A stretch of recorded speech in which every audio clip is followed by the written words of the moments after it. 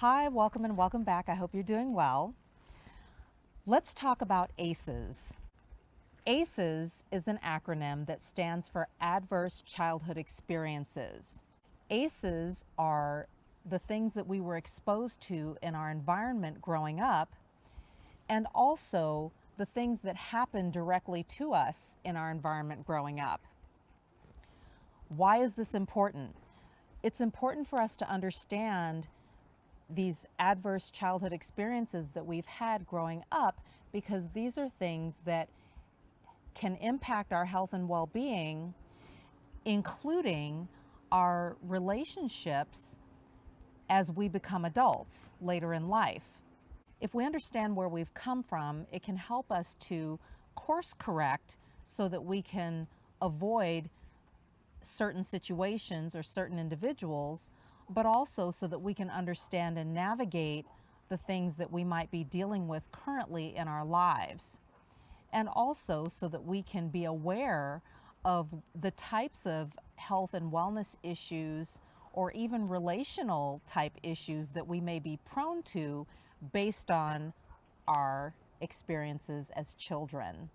Two categories of ACEs that you need to be aware of are: one, abuse or neglect, and two, household dysfunction. Abuse or neglect includes physical abuse, emotional abuse, sexual abuse, and emotional or physical neglect.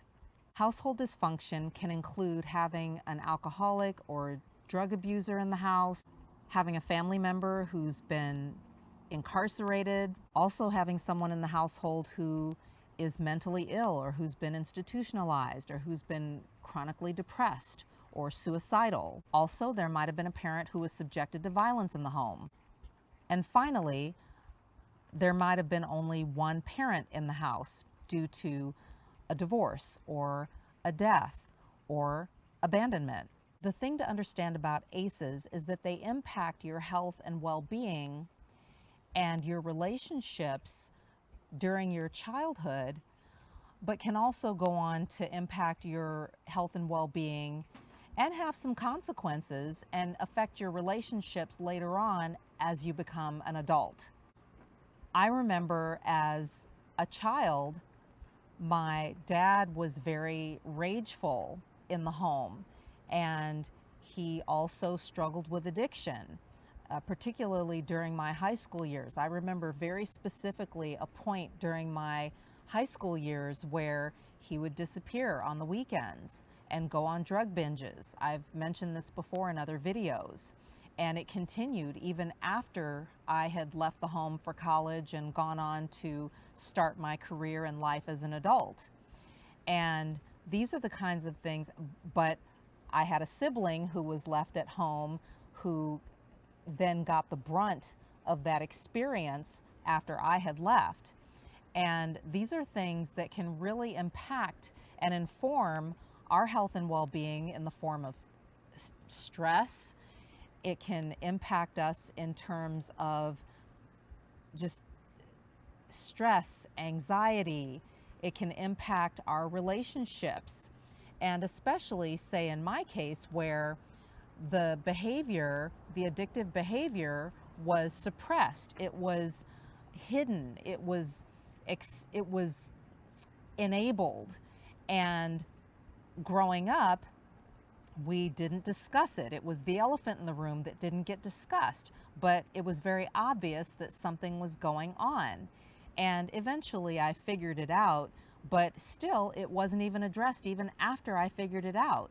And I wouldn't confront my dad on it until much later as an adult, when I had the opportunity to really let him know how it made me feel and how it impacted me, watching him come and go and just that inconsistency. So then if you think about that, you get into a relationship with other people later in life, then it becomes apparent how you can be impacted by future faking or have abandonment issues or things like that, or explain away toxic or dysfunctional behavior. It happens. And we've all been impacted in some way, shape, or form by adverse childhood experiences. Some people to a greater extent than others, but it's important to be aware of what you've been exposed to and what you've experienced so that you can understand what's going on or what you're more susceptible to as you grow up and then as an adult later in life, whether it's on the job or in friendships or acquaintanceships or in romantic relationships. And side note, the narcissist in your life has had adverse childhood experiences as well. And when you look at it that way, you can understand and imagine how their upbringing has led to them engaging in toxic behavior like pathological lying and substance abuse, promiscuity, so many things, manipulation, conning, scamming. These are survival tactics. The defensiveness, the unwillingness to self-reflect, because ACEs impact our brains and our bodies and can lead to the development of chronic illnesses later on in life. And also, it can really hinder us in our relationships later on in life as well, such as either not being able to cultivate healthy relationships or having toxic relationships or attracting toxic relationships or engaging in toxic relationships, because there's been a conditioning that's taken place over a period of time during those formative years that kind of puts the blinders on you. Anyway, something to be aware of. I just wanted to put that out there, introduce you to that acronym if you weren't familiar with it already.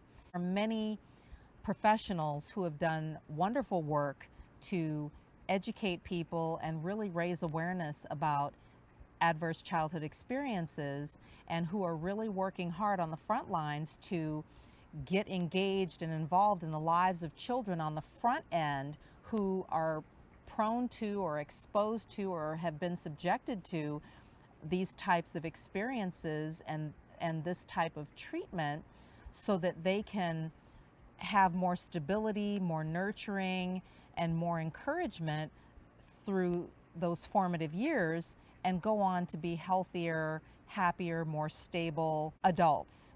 ACEs, or adverse childhood experiences, can definitely play a big part in our health and well-being, and also in our relationships throughout our formative years growing up as children, but then also they can impact us later as adults in various relationships.